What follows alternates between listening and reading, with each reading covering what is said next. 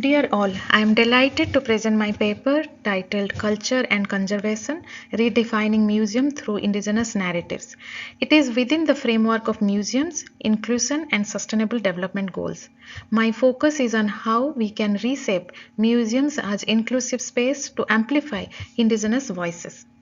My case studies are from India. It is home to over 104 million indigenous people with considerable diversity. Across the country, there are numerous museums representing indigenous art, culture, and traditions.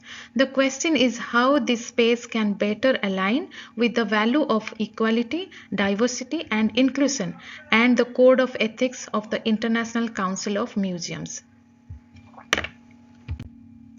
Let's reflect on this image of two young visitors taking a selfie at an indigenous museum in Madhya Pradesh, India. At first glance, this moment of engagement seems harmless, even joyful. However, it raises important questions about the ways indigenous art and culture are consumed and perceived in modern settings. While capturing a moment with indigenous art can enhance personal connections to museum space, we must ask ourselves, does this form of engagement truly honor the depth of these traditions? If indigenous cultural expressions are reduced to backdrops of social media, I believe it exposes a significant gap in empathy, ethics, and respect for all very communities these artifacts represent. Indigenous narratives can reshape museum space through ethical representation, cultural sensitivity, and active community involvement. The conversation is long overdue, and museums can act as agent of cultural community rather than mere custodian of artifacts. Let's explore another image from the Story of Ancestors gallery at the same museum. This remarkable space celebrates indigenous narratives, yet it also highlights a broader issue. Moments like the one captured here, personal, intimate, and visually stimulating, may seem to build connection. But when indigenous art and culture are displayed merely for amusement or consumption, we face a significant ethical challenge. How can curators, scholars, and museum practitioners foster a deeper, more meaningful connection between the visitors and the indigenous narratives? Museums hold a profound ethical responsibility beyond engagement or entertainment. According to the ICOM's definition, museums are civic space tasked with preserving and interpreting both tangible and intangible heritage. Beyond artifacts, they are vital in fostering education, dialogue, and social cohesion.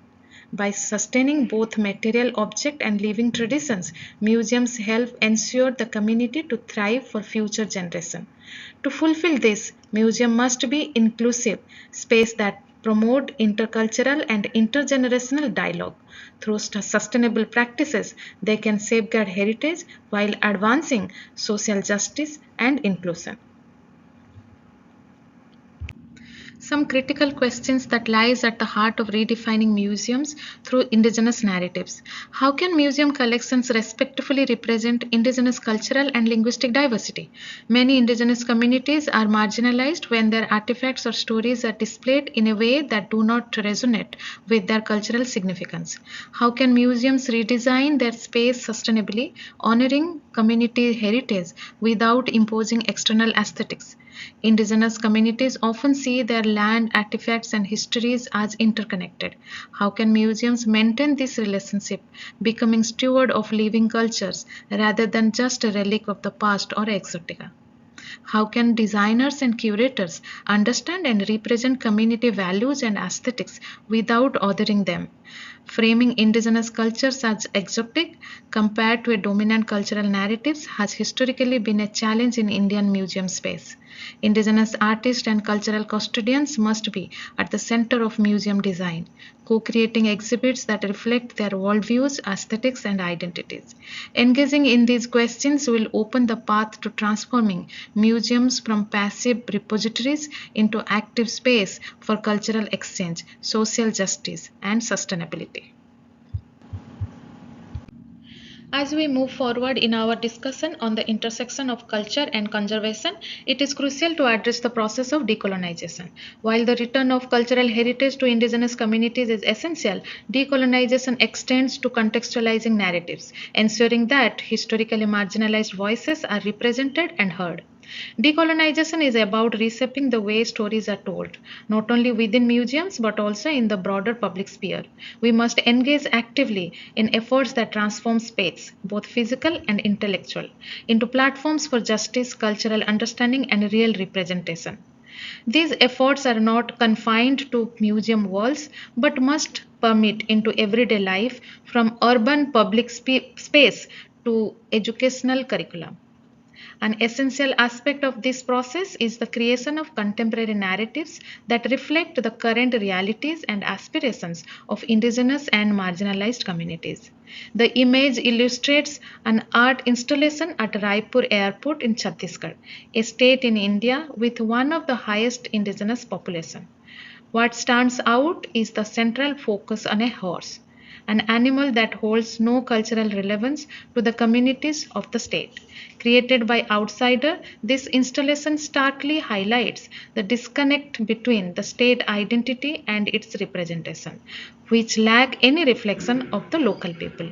This occurs when narratives are imposed rather than shaped or organically by the community, underscoring the importance of collaborating with local voice to create representations that are meaningful and relevant to their lived experiences. By involving communities directly in the creation and curation of narratives, whether through museums, exhibitions, or public installation, towards not just representing history but redefining it through the lens of those who lived it.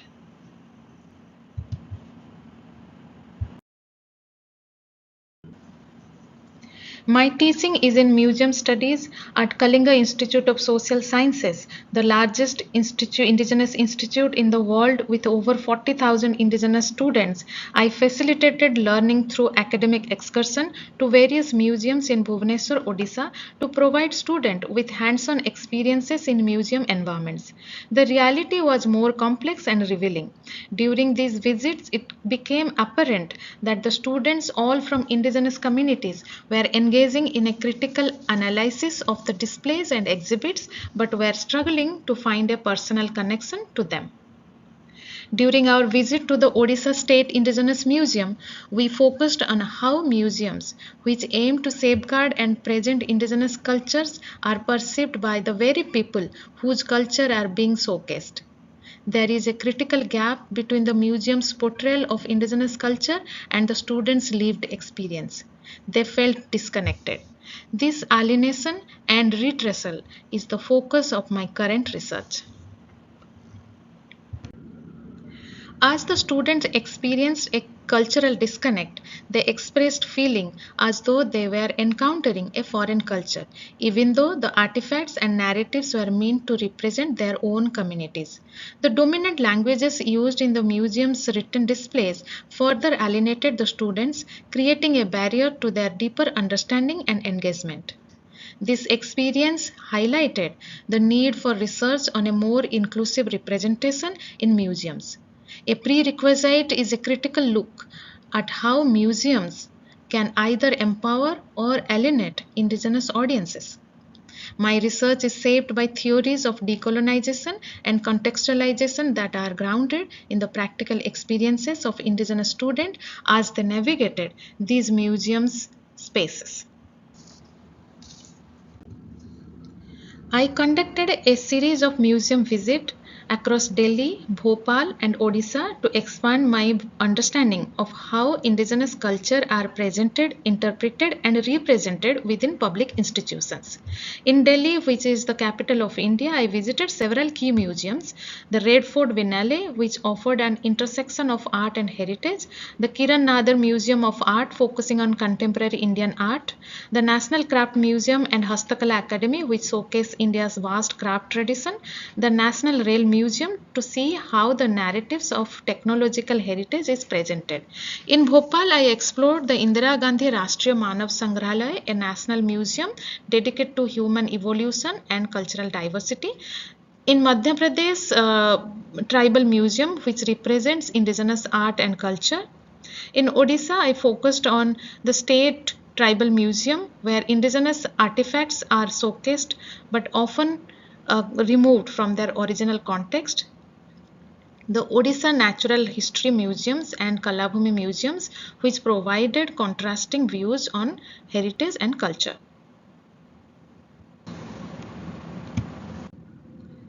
After initial study visits, I chose to focus on the following because of their unique contextual population.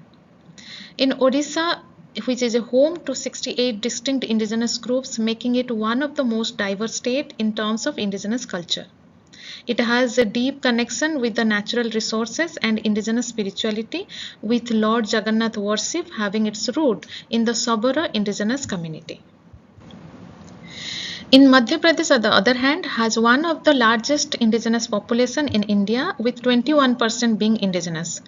It also has a rich array of cultural practices and art forms, making it a focal point for understanding how indigenous cultures are represented in public space. By focusing on these regions, I was able to explore deeper into how this museum space reflects the lived experiences of indigenous people and the impact this has on indigenous students' engagement with their own heritage. The impact of colonialism on indigenous cultural representation from the study found that the history of museums in India is deeply intertwined with colonialism, where cultural artifacts were often taken from the indigenous communities, stripped of their context, and presented in a way that reflect a colonial worldview. These museums were often viewed a repository of colonial spoils, where artifacts become mere taxonomical items disconnected from the communities they come from. The voice of the community from which these artifacts originate are often absent, resulting in a portrayal that fails to reflect the lived reality of indigenous peoples. Consequence for indigenous communities with this is the colonial legacy has led to mistrust and alienation among indigenous communities. The way their culture are displayed often feel unfamiliar or destroyed, further alienating them from their own heritage. Addressing this colonial gaze is essential for museums to become more inclusive. Redressal must involve correcting historical misrepresentation and restoring dignity through indigenous-led narratives. Reclaiming identity through the indigenous interpretation of their own heritage is a key step towards healing the disconnect created by colonialism. Indigenous voice must lead the narratives, including curating exhibits and contextualizing artifacts in a way that honor their community grounded meaning. Museums should become space where indigenous people can see themselves reflect in living agencies, restoring pride and sense of ownership over their cultural heritage.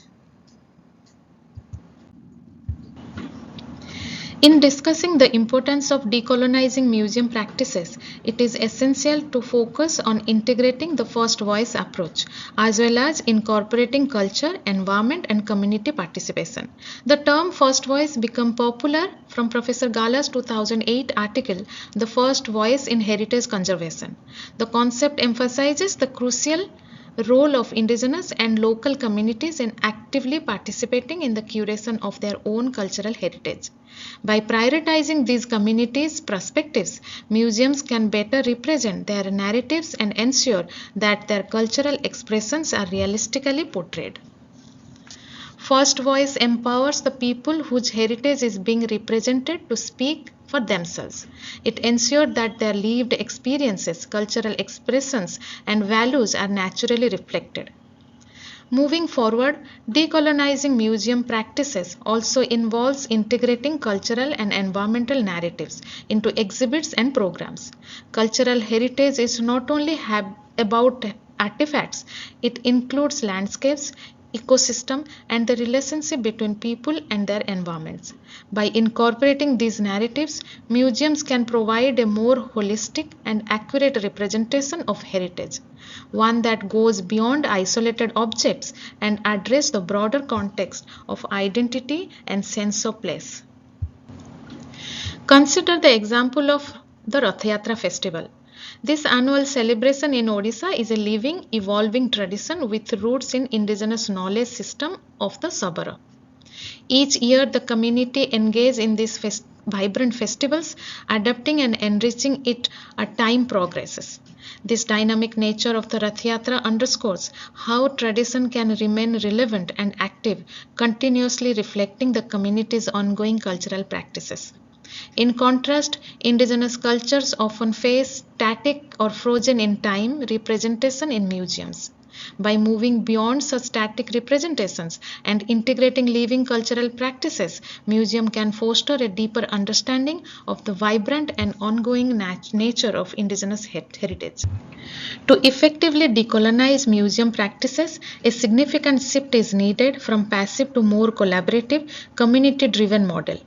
Museums should evolve into dynamic space of dialogue where community members are actively involved in shaping exhibitions, educational programs, and policy decisions. This approach not only decentralizes authority but also builds trust and strengthens the relationship between museums and the communities they serve. It fosters environments that are more inclusive, respectful, and responsive to the voice and needs of those whose stories are being told. In this context, the relevance of mother tongue in museums and how it plays a critical role in safeguarding cultural heritage and decolonizing the museums need to be addressed. To begin, mother tongue is not just a medium of communication. It's the vessel through which culture, identity, and traditions are transmitted. When we integrate indigenous or community languages into museum narratives, we are safeguarding those stories. Language carries the nuance of meaning, emotion, and context that are often lost in translation. In many ways, it serves as the soul of cultural narratives. Without it, the representation of heritage risks becoming disconnected from the communities it seeks to represent. First voiced in museum narratives is thus closely tied to the use of the mother tongue. When communities see their language used in exhibits or hear it spoken in museum programs, it reinforces their sense of belonging and ownership over their heritage. It shows that their stories are being told in a way that respect and honor their cultural identity. Moreover, the use of mother tongue helps bridge the gap between generations, ensuring that cultural knowledge is passed down to younger members of the community in a language that feels natural and meaningful to them. By embracing multilingualism and prioritizing local languages, museums invite a broader and more diverse audience into the engagement, breaking down barriers and making the museum experience more accessible. The affordance of digital technologies and especially the responsible use of AI makes it all financially viable. In conclusion, reimagining indigenous representation in museums requires a fundamental shift toward practices that are truly inclusive, culturally sensitive, and reflective of indigenous perspectives. By addressing these questions and challenges, museum can become more meaningful and supportive space for indigenous communities, fostering a richer, more ethical engagement with their heritage. Thank you for giving me the opportunity to present my research journey.